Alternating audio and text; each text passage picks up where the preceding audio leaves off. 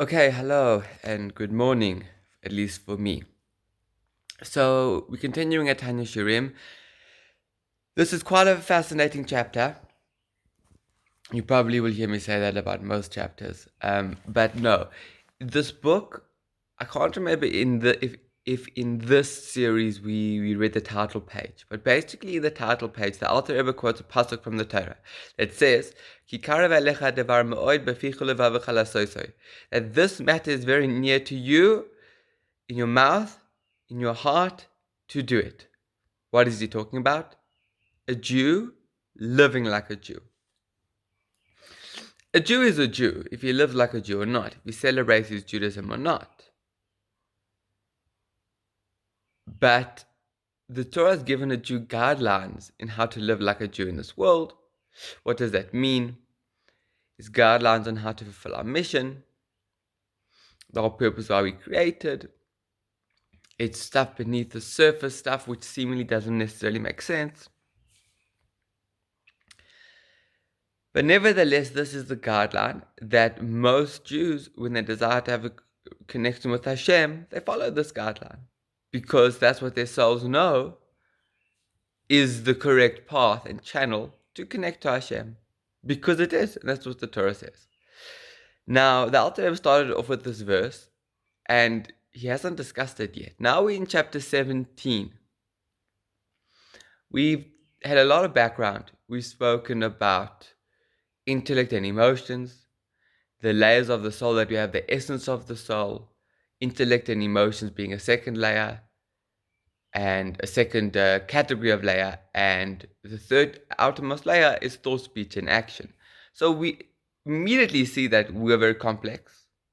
We are full of different layers, which is without a doubt a critical part of the Tanya to explain what we are composed of, how we are composed, the mechanism between the different elements of my body. When I say my body, I mean my mind, body, and soul, the whole combination of those three. Now we're going to understand the pasuk. So let's get reading. Chapter 17. So, firstly, it says this thing is very near to you. Okay, near doesn't mean easy. Karev means it's close. Okay, I'm going to spell out an idea, not necessarily explained in chapter 17, but to say that living like a Jew is something close to our heart and something accessible to us practically. That's what close means. Can it be difficult and challenging at times? Yes, it can be exceptionally difficult and challenging. But newsflash, I'm being sarcastic, life is difficult and challenging, even without Judaism. So a person can't say, this is obviously one of the cunning elements of the Yetzer Hara, that Judaism is too difficult for me, because life is difficult. And Judaism is actually a relief from the difficulty of life. If done, learned, the Torah learned, and practiced in the correct way. In my personal way is in the channel of Chabad Hasidus. That's my personal path. But there's definitely lessons in Chabad Hasidus that everyone can learn from. Okay. And then it continues the pasuk to say, in my heart, in thy heart. It's one thing to say, Judaism is near to me, as previously just explained. In my heart, maybe not. Maybe I don't feel it. Maybe I don't want to. To say I must do the action, fine. But to love the action, how am I meant to love the action if I don't love the action? Maybe someone loves eating, loves playing soccer, loves playing video games, whatever it may be. Loves his work. To love Torah and mitzvahs, to love God. Maybe someone doesn't. The answer is deep down somebody does. The Jew does deep down without a doubt. It's called the concealed love, which is an inheritance that every Jew has from Abraham.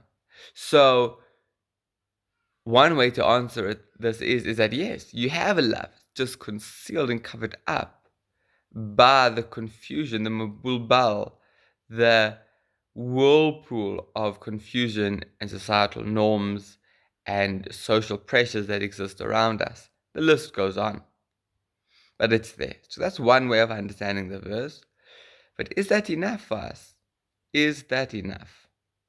One answer to that is, one way is to remove the schmutz, remove the covering, and reveal the natural love.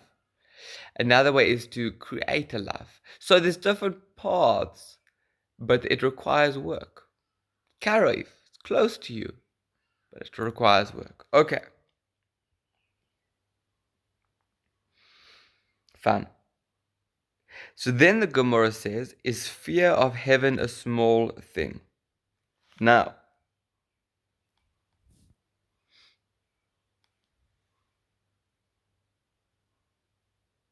how much more so love? So the Gemara is saying that fear of heaven is difficult, fearing God is difficult. How much more so creating a true love of God, which is seemingly even more difficult. Okay, I don't think I'm going to expand on that for now. I think that's sufficient.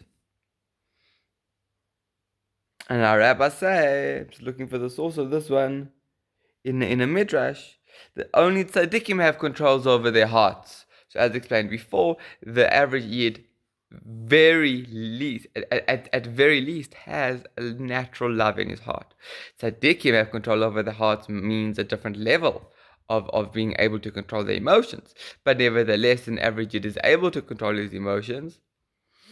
But I can't get into those details now. It's a much longer technical discussion. And what about this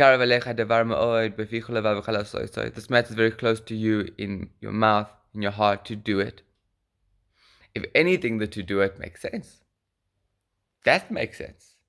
Or in your mouth, okay, so you can say mitzvahs with the mouth, learning Torah and davening, saying Shema. That also makes sense. The heart, that's maybe more difficult.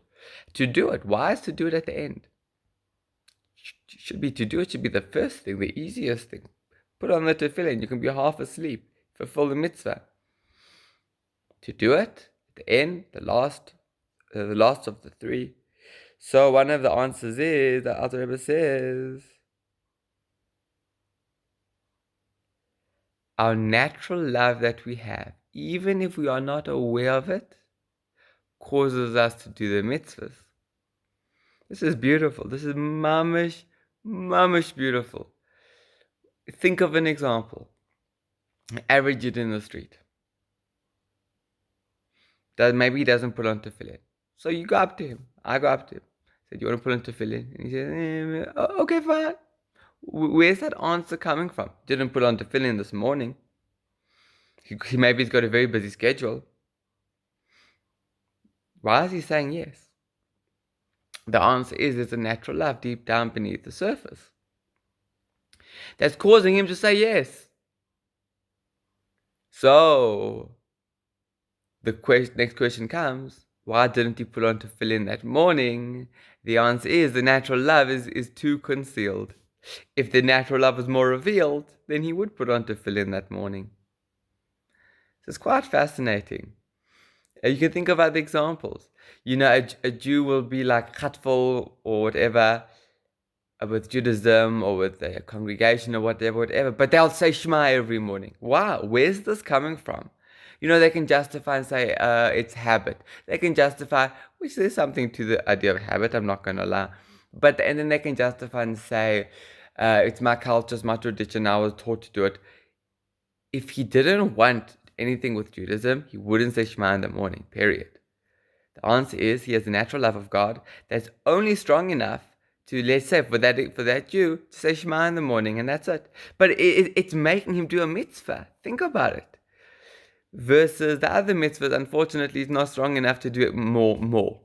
But the point is that part of our challenge is to just, part of our avoider, that's the real word, is to reveal the natural love. And then the mitzvahs will just fall into place themselves. Sometimes revealing the natural love One of the methods is learning Chassidus, learning Torah Bichlal in general, but Dafka Chassidus. And there's other methods. There's Sumerav Asetov, which means there's distancing from evil. So if you're doing particularly negative things, according to the Torah, eating unkosher, Chas v'sholem, or other Averas, that obviously has a huge impact on one's natural love. And also, if increasing good, spread light in your life, true light in your life, which is the light of Torah, which is a true MS being eternal, is the light of Torah, then that also helps bring out the natural light. Okay. So, algebra continues. This thing is very near for a person who has brains in his head. Means he's able to use his intellect to control his body. I heard a beautiful word about Adam Arishon.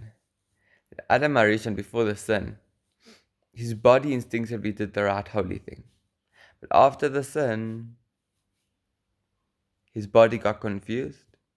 His body internalized the snake of concealment of God. So now my body instinctively eats, sleeps, procreates, recreates, like recreational time. My body does body things, which is, by the way, a concealment of God. But now our challenge is to utilize the mind to guide and direct our body. Because our soul, due to the sin of Adam Arishon, our soul, to a very large degree, is limited to our mind. It abides in the mind. Obviously, it spreads out through our whole body. I say obviously, pretty certain we discussed this in the Shir, in the Shirim. Might not have, so apologies. But our soul abides throughout the whole body. It's just mainly manifests in the mind. And then from that mind, it can guide and direct the body.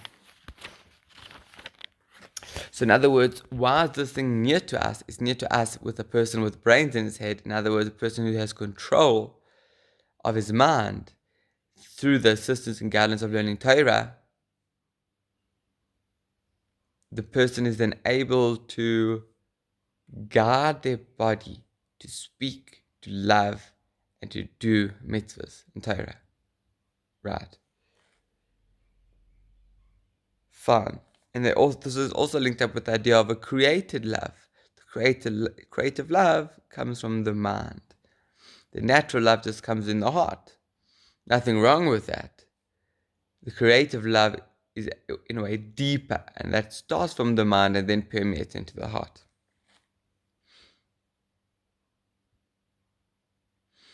Okay. And then this is the purpose of man, and the pasuk says, this day to do them. Why this day? This day refers to this physical world, and it refers to the time before Mashiach. This day to do them.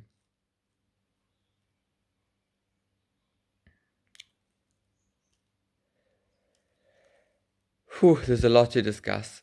There's a lot on my mind, there's a lot to discuss. Not like a lot on my mind, but a little bit on my mind. The point is that we have a deeper purpose to life than earning a living, even than being happy.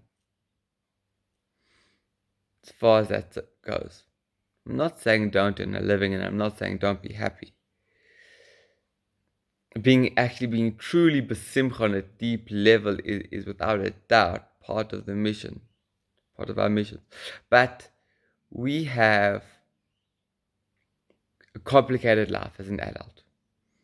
Everyone's different, but married, children, job, politics, conflict, potentially lacking chas v'sholem, but in health or money or children, it gets very confusing and complicated and takes us away from what we're really meant to be doing.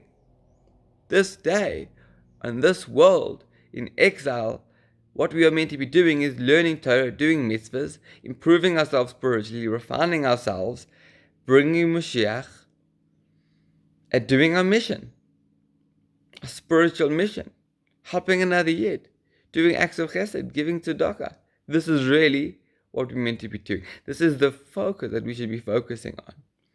Even though naturally it's not like that. Naturally, the focus, unfortunately, is on many other things. It's not to say don't do those other things. I'm just saying that this should be where our hearts are and where our mind is at. Please God. Okay. Fine. So I think that's enough. We're in the middle of chapter 17. Cool. Stop there. Please God, we'll merit to have Mashiach now, and all of this will be revealed and clarified to us.